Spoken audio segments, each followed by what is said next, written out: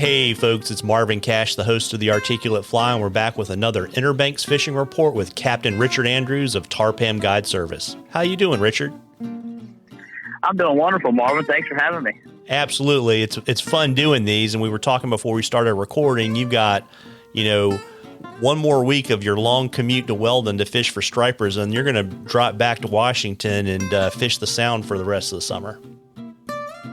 Yeah, we're just about a transitional mode here. We're just finishing up our Weldon season, which has been exciting. One more week, and there's 15 to 20 fishing guys up there from all over coastal North Carolina enjoying that wonderful bass fishing we have up there. Those fish are going to be leaving soon, and we'll be going downriver and maybe doing some postpone striper fishing as well, and also some of our what I call my mixed bag fishing on the Pamlico, the specks, the reds, and the flounder, and even stripers here too. Yeah, so in terms of kind of the drop back stripers, how do you target them on the fly as they head back down towards the Sound? Well, the water temperature is a lot warmer, and we do a lot of topwater fishing. We catch them really well on poppers, early morning, late afternoon, and of course on sinking lines, sink tip lines. It just depends on where they are. If the river level is really high, they'll be up on the flats, and we can target them in shallower water.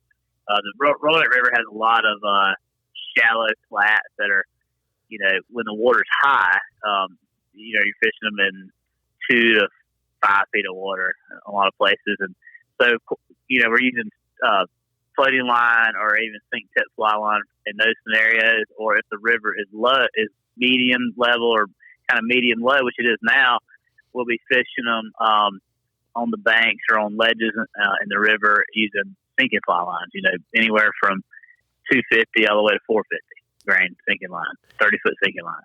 Got it. And do hang around in the Sound a little bit before they go out to the main ocean, right?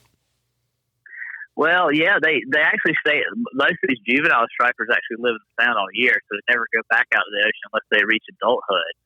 When they we catch them consistently up to about 30 inches, and they run the lower river of the Sound all year.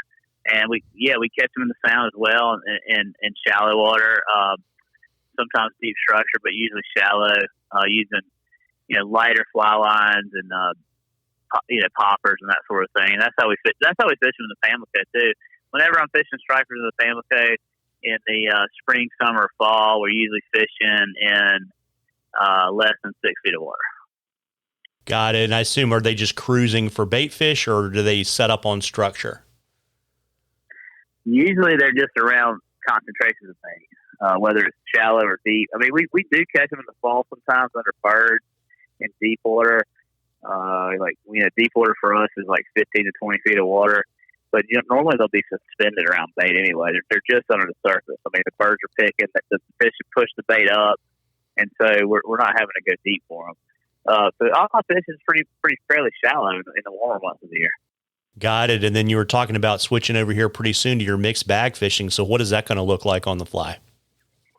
Well, we're going to be using, of course, surface flies when we can, on floating line, poppers, tree flies, that sort of thing.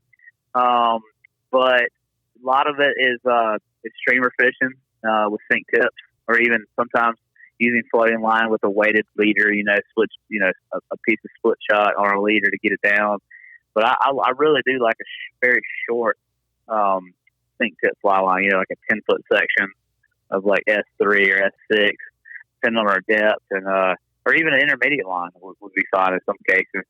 So streamers such as clousers, articulated game changers, any kind of streamer pattern that has a lot of profile in the water is good, because our water's not clear here. It's we're not sight fishing. We're just going to places where the fish are likely to be kind of prospecting.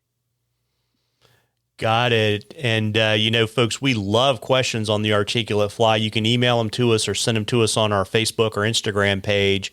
And if we read your question, I'll send you some Articulate Fly swag, and you're going to get into a drawing. I think, if I remember correctly, Richard, it's for a half-day trip with you at the end of the season, right? That's right, Marvin. Yeah, looking forward to the lucky winner and getting them out in the water and catching some fish on the fly rod. Yeah, absolutely. I think that's going to be a lot of fun. So, folks, you need to get us your questions. And Richard, before I let you hop, I suspect maybe there's a gin and tonic in your future this afternoon. Why don't you let folks know where they can find you so they can book you and fish with you this season?